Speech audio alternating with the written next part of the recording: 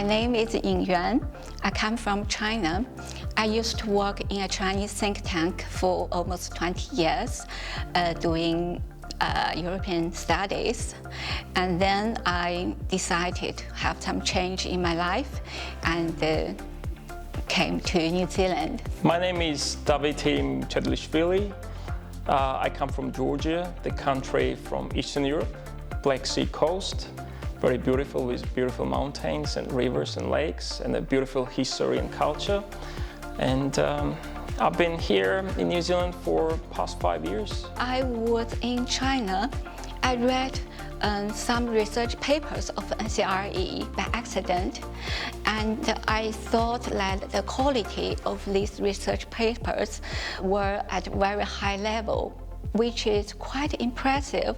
So I tried to contact Martin and choose NCRE as my destination.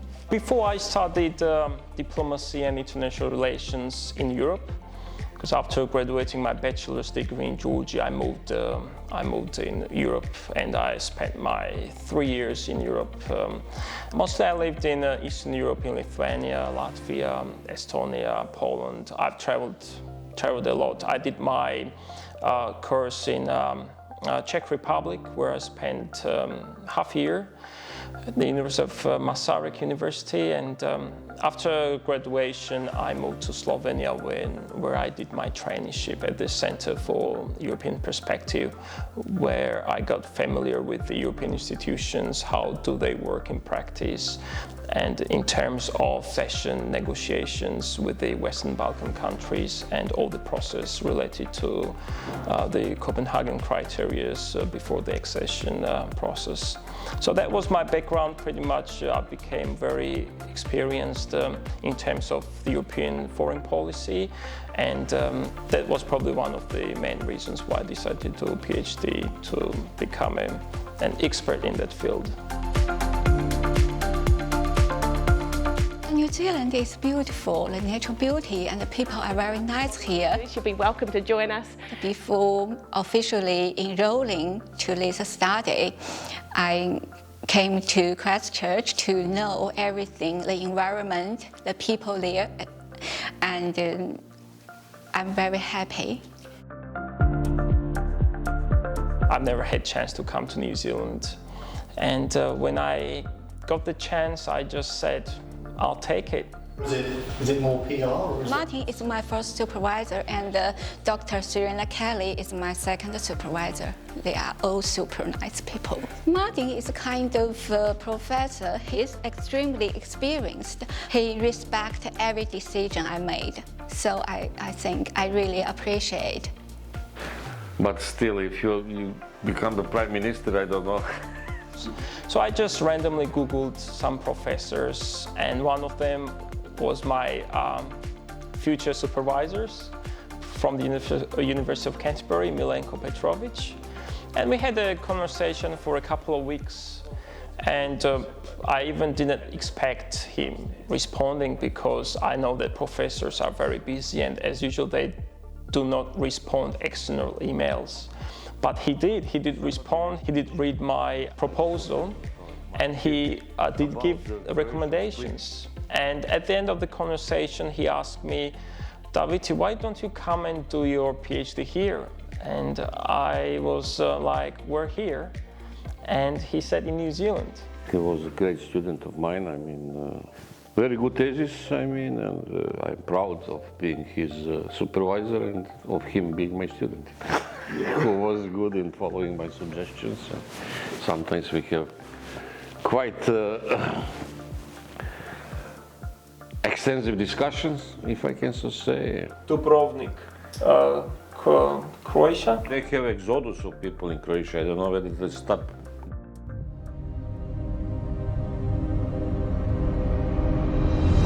My topic is an investigation into the European Union's generation and the use of sea power.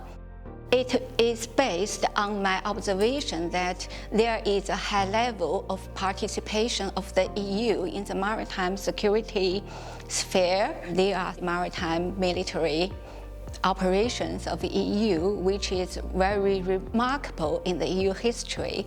And the purpose of this study is to better understand the EU's motives and capacity in the global maritime security sphere and explain why the EU can be considered a sea power. Firstly, I made a framework of the theory sea power. And secondly, I theorized the EU's activeness at sea.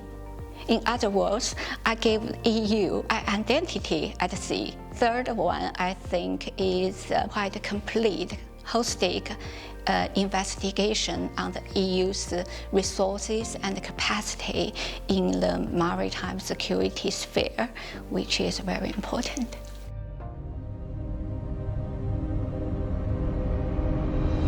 So PhD was about the European neighborhood policy, about the relations between the European Union and its neighborhood.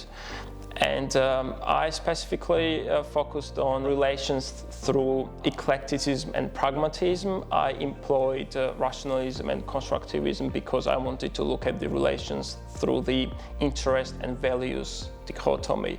So how and why these two parties have relations through interests and values, and how they change over time their relations through this dichotomy. The main reason probably was that I come from Georgia, and I was raised in Georgia during the period when the European Union became very popular external player. We were getting a lot of financial assistance from Europe, and at the same time we had Russia, our neighborhood, which has been in the region since the collapse of the Soviet Union. And then I was, as an adult, as a student, I was looking at the relations becoming more intense with the EU. But other neighbors, for instance, Azerbaijan and Armenia, the relations did not advance that much. And I had these questions why we have so close relations with the EU, whereas our neighbors do not. And then over time I had these complicated questions coming into my mind, and just decided to do the research and try to answer these questions. I came to New Zealand in 2016 with my son, while my husband lives and works in China. So I divided my time into two parts. One part is devoted to my study, and another part is devoted to my son. My strategy is to make best use of your time. When my son went to school, did homework, or hang out with friends, I concentrate all my efforts on my study. And after that, I spend a lot of time with my son. While he needed me, I was always there. We play basketball in the backyard. We play chess after dinner. So I hope that in his mind, my image is not only a loving mother, but a warrior.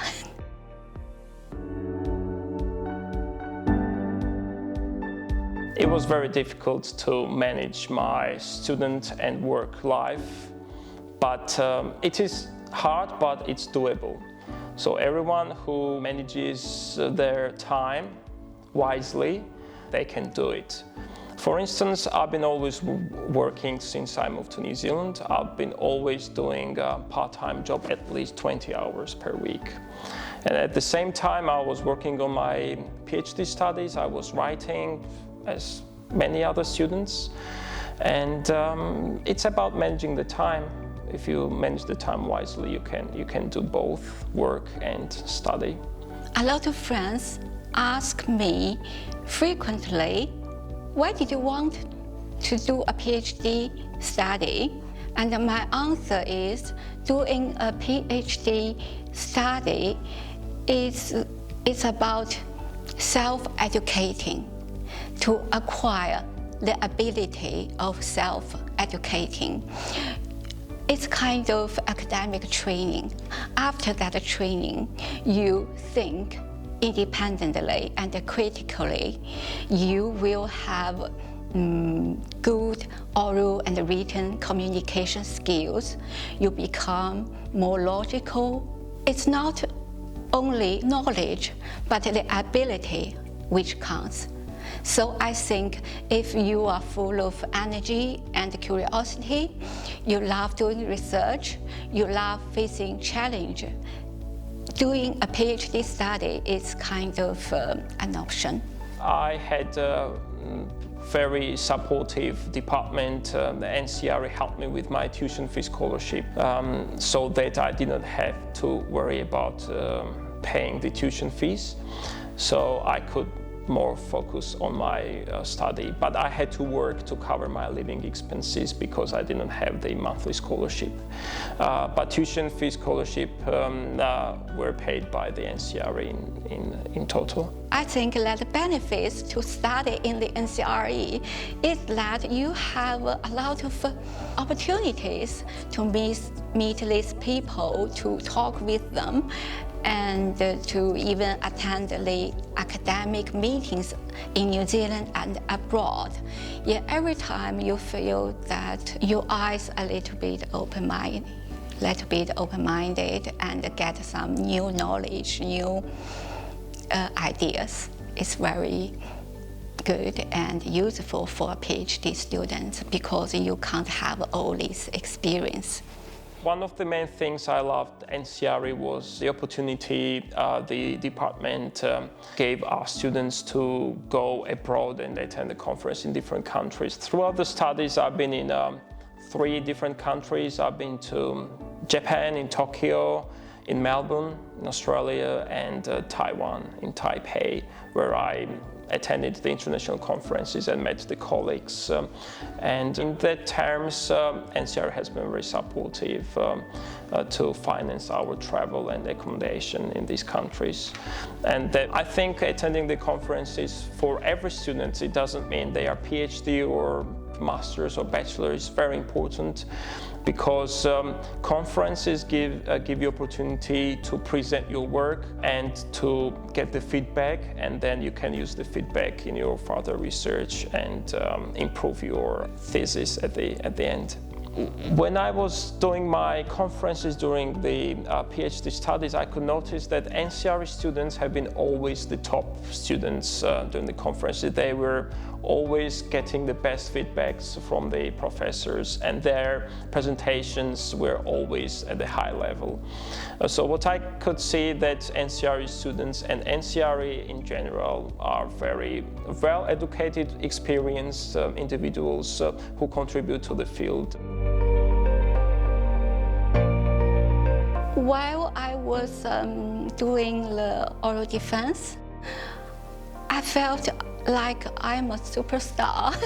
Yeah, because you know every word you write, you know every idea you have. So when you want to persuade people why this is correct, what I am thinking, what my research, and how my research will contribute to the development of the world.